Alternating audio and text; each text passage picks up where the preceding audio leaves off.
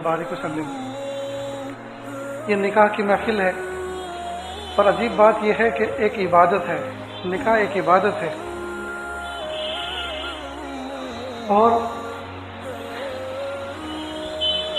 اس موقع پر جو باتیں بچوں سے متعلق کی جاتی ہیں ان کو چاہیے کہ اس کو دھیان سے سنیں،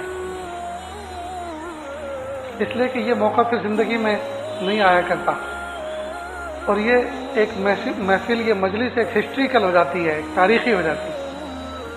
اللہ تعالیٰ نے قرآن پاک کے اندر نکاح کے بارے میں فرمایا، میاں اور بیوی کے تعلقات سے متعلق ہن لباس لکم وانتم لباس لہن، عورتیں مردوں کے لیے اور مرد عورتوں کے لیے لباس کے مانند ہیں۔ دو جملے فرمائے کہ میاں بیوی آپس میں لباس کے مانند ہیں، لیکن ان دو جملوں کے اندر پوری کائنات کو اللہ پاک نے سما دیا۔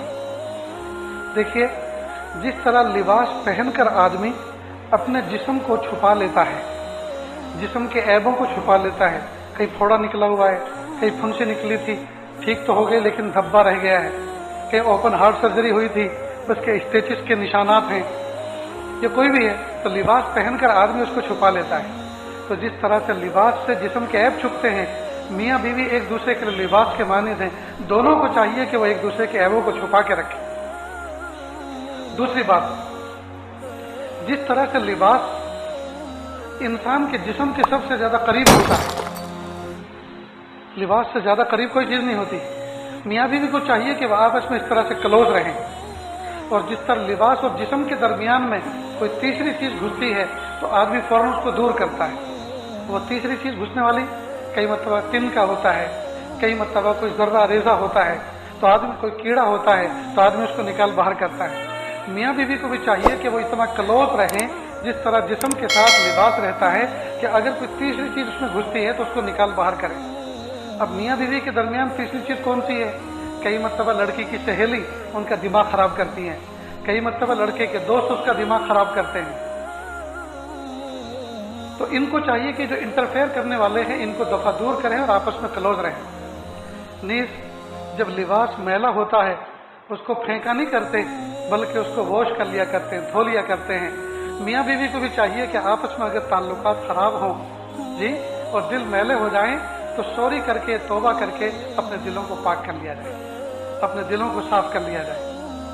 نیز کئی مرتبہ لڑکے لڑکی نکاح کے بعد ایک بہت بڑی غلطی یہ کرتے ہیں کہ لڑکا تنہائی میں اپنی بیوی سے پوچھتا ہے، سچ بتا تیرا کسی سے افیئر تھا کیا نہیں تھا؟